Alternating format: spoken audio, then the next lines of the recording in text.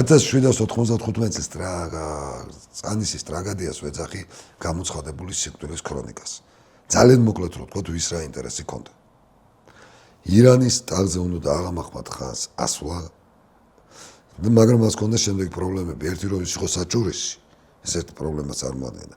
და მეორე, ის იყო რომ კავკასიური სახანოებისა და ასევე არანულ ადარ-ბადაგონური სახანოების დამორჩილების გარეშე ის შახი ელემენტარულად ვერ გახდებოდა. ამის გარეშე წარმოუდგენელი იყო დაწყებული თავრიზიდან დამთავრებული ყარაბაღით, ერევნით და განჯით, მას ეს სახანოები უნდა ყოლოდა მორჩილებაში, რომ ის სხვა ირანელ ხანებს ერწყმოთ შახად. ხოლო ეს სახანოები ერეკლეს დაქვემდებარებაში იყო უმეტესობა მათი. ერევანი და განჯა ხო მით უმეტეს და ასევე ყარაბაღის პერიოდულად ნახჭევანი შესაბამისად აქ უკვე ერთმანეთს უპირისპირდებოდა საქართველოს, ანუ ერეკლეს და აღა მაჰმად ხანის ინტერესები.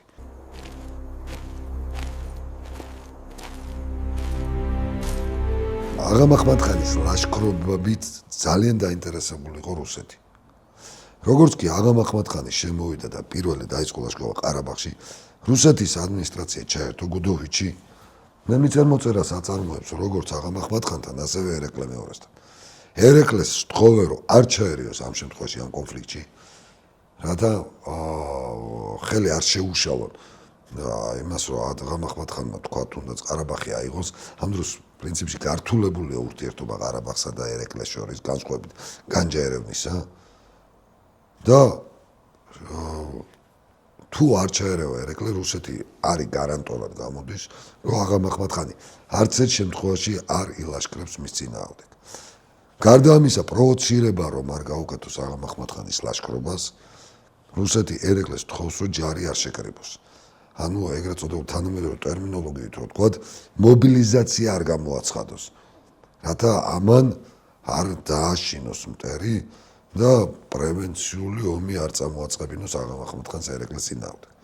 პარალელურად აღა მაჰმად ხანს აუწყებენ, რომ თუ ის გაილაშქრებს თბილისზე, თუ ის გაილაშქრებს ერეკლეს წინააღმდეგ, რუსები არ ჩაერევიან ამ ომში. ასე აიარაღებენ ერეკლეს, იარაღს აყრევინებენ რუსები ერეკლეს და პირიქით უბიძგებენ აღა მაჰმად ხანს. რონებიან რომ ეს ის შემთხვევა, რომ მას საპასუხოდ რუსეთი არავითარ პრობლემას არ შეუქმნის თუ ის გაილაშქრებს თბილისს. რა ხდება რა ირკვევა?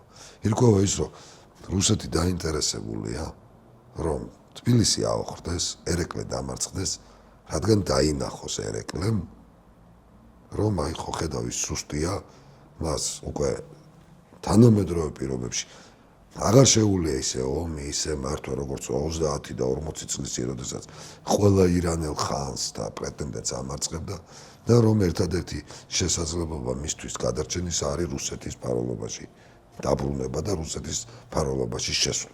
დაბრუნება რა, იმიტომ რომ ერეკლე აბსოლუტურად გეორგიევსკის ტრაქტატის პირობებს აღარ აღიარებს, უარყოფს, გაურბის და რა თქმა უნდა რუსეთს უკან უნდა ერეკლეს მოტრიალება თავისკენ. აღა მაჰმად ხანის ბანაკში, მათ შორის ყარაბაღში ყოფნისასაც იმყოფება ბრიტანეთის ელჩი, რომელიც პირდაპირ უბიძგებს, რომ ილაშქროს და აიღოს თბილისი. რატომ? იმიტომ რომ ერეკლე დარწმუნდეს, რომ რუსების დობა არ შეიძლება. ერთხელ და სამუდამოდ და სამუდამოდ გადახაზოს რუსეთთან ურთიერთობა და უარყოს რუსეთი. და დაუბრუნდეს, ასე ვთქვათ, იმ გზას, რომელსაც გეორგიევსკის ტრაქტატამდე ადგა, როდესაც ბრიტანეთთან ტრაქტატს აფორმებდა. მოკლედ ეს არის ყრწანისის ოპერაცია, ყრწანისის ბრძოლა არის რა. როდესაც აღა მაჰმად ხანს ხომ აქვს სურვილი, რომ ვთქვათ, ერეკლე დაამარცხოს და კავკასიური სახანოები მორჩილებაში ყავდეს, მაგრამ რუსეთსაც აწყობს, სომხეთსაც აწყობს, სომხებსაც აწყობს, ბრიტანელებსაც აწყობს და ყველა გამოდის თავის ინტერესებიდან. სომხეთს იმიტომ აწყობს, რომ წაგებული დამარცხებული საქართველო იქნება ის, რომელიც იძულებული იქნება რუსების შემოუშვას და სომხეთი გადარჩეს. რუსეთს იმიტომ აწყობს, რომ დაცემულ საქართველოს როგორც ის ფიქრობს, სხვა გზა არ ექნება, რომ რუსეთის, ასე ვთქვათ, ფარველობას მიენდოს მხოლოდ და მხოლოდ და ბრიტანეთს იმიტომ აწყობს ერეკლეს მარცხი, რომ ერეკლე დარწმუნდეს, რომ რუსეთის სანდო არ არის და ერთადერთი სწორი გზა ბრიტანეთთან მეგობრობა არის და მეგობრობა იყო. და ყველა ეს ძალა ყველაფერი უბიძგებს ერეკლეს წინააღმდეგ აღამ ახმად ხანს. ამ დროს რა ხდება? ამ დროს მისი ერთი შვილი, ვთქვათ გიორგი ქიზიყშია, მეორე შვილი, ასე ვთქვათ, ხანმედროვე მცხეთა-მთიანეთის რეგიონშია, ვახტანგ ალმასხანი. მათ ყავთ ჯარები და სხვებსაც ყავთ ჯარები, მაგრამ არის ძალიან გართულებული ურთიერთობა, იმიტომ რომ აქ არის საუბარი რაზე. გიორგი მამაზე ნაწყენია, რომ ერეკლეს ანდერძით ტახტი უნდა გადავიდეს გიორგის შემდეგ, არა გიორგის ვაჟ დავითზე, არამედ მომდევნო შვილი ულონზე და მერე ვახტანგ ალმასხანზე. სხვა კიდე სხვა რამით არის ნაწყენი, სამეფო კარი გაყოფილია და ეს ერთმანეთის გაუტანლობით მაინც და მაინც არ ჩქარობენ, რომ მოხუც მეფეს ამას ედგნენ გვერდში. და უცებ რა ხდება? როდესაც აღამ ახმად ხანმა წაქეზებულმა ყველაფრის აი ამ გარემოთი და იმითიც რომ ერეკლე არ არის, თქვა და ერეკლეს საქართველოს იმ სიტუაციაში მობილიზებული არ არის, სწრაფად დაიწყო მსვლელობა თბილისისკენ და ერეკლემ პირიქით ძლივ შემოასო თბილისთან. და ესე დაიწყო 8 სექტემბერს ბრძანისის ბრძოლები. და იყო ძალიან დიდი წარმატებები, მოკლედ რომ ვთქვათ. ერეკლესგან მოიგერია ყველა შეტევა. იქ არის ხა ბრწყინვალეთ არის აღწერილი ეს ბრძოლები, ვთქვათ, იგივე ხონებულ თემურ პეტრიაშვილს აქვს, სხვა შორის ექიმი იყო, მაგრამ ყველაზე მაღალი დონის აღწერა აქვს და შესავლა აქვს ჩატარებული ბრძანის ბრძოლის, მაგრამ ძალიან მოკლედ რომ ვთქვათ, რა შეიქმნა, რა სიტუაცია შეიქმნა. იქ არის ახმადხანის მიერ გარისკული მტკვარი გადალახა, დაზვერა ერეკლეს პოზიციები ნახავმცირე რიცხოვანი იყო. იქ არის ესეთი შემთხვევაც, როდესაც იმერლებმა დასტოვეს თბილისი და გავიდნენ ისე რომ ერეკლემ არ იცოდა, იმიტომ რომ თბილისის თქვათ იცავდა აი ნარიყალის მიმართულებითაც თქვათ წესი და რიგით უნდა სოლომონს ქონოდა პასუხისმგებლობა, მაგრამ მოხდა რატომღაც კიდე გაუგებრობა. ფაქტია რომ ერთი რაღაც აღამ ახმად-ხანმა ასე ვთქვათ ერთი მიმართულებით უკან დახევა დაიწყო, მაგრამ ჯარის ერთი ნაწილი გადმოისროლა კოჯრის გზაზე ნარიყალასკენ წამოიყვანა.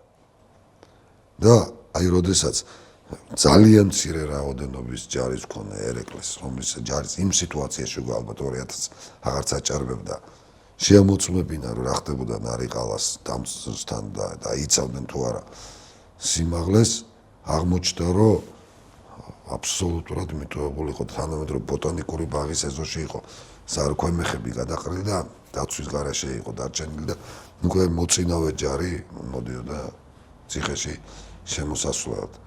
და ამ დროს ერეკლეს სწრაფად იხევს უკან, გამოირბენს აი ამ სორთაჭალას ხაზს, ეხლა დღეს ობელისკის ხაზს დგას 300 არაგველის, ის ხო რეალურად მაშინ კუნძული იყო, ორთაჭალა, ამასთვის შუაჭალა. აი ამ სივრცეს გამოვლენ, რომ მეტეხის ხიდან მოვიდა, რომ ალყაში არ მოხდნენ, და ამ დროს დაინახავენ, რომ ჩამოდის უკვე რეალურად აბანოებთან აღამ ახმად-ხანის მეწინავე ჯარი და აი ეგ არის, რომ ერეკლე მეორეს როგორც იტყვიან, გადაეკეტება, მოტრიალდება და მარტო 75 წლის კაცი ხვლით ხელში აპირებს ჯარზე გასჭრას და შეთქმულებას და ის არის რომ მათრახი უნდა გადაუჭიროს ცხელს რომ მიხვდებია რასაც აპირებს შვილიშვილები და გაკოჭავენ და აი უკვე ტირის ერეკლე ცრემლებად იღვრება და აი ეს გაკოჭილი მიყავთ საქართველოსთან თითქოს მის თვალწინ თავდება მთელი მისი ღვაწლი მთელი მისი ისტორია 50 წლიანი მეფობა თითქოს იმ აბანო თუბანთან ერთად იფერფლება რის გამო რომ ვიღაც დიდ პოლიტიკურ მოთამაშეებს, ბრიტანელებს, რუსებს, სომხებს დიდი ანგარიშები აქვთ პატარა საქართველოზე. და ამ პატარა კაცებს მისი ოჯახის წევრებს ასევე დიდი ანგარიშები აქვთ. ამ მოხუცი მამის ხარჯზე. ახლა შვილიშვილებმა გაიყვანეს, გაიტანეს.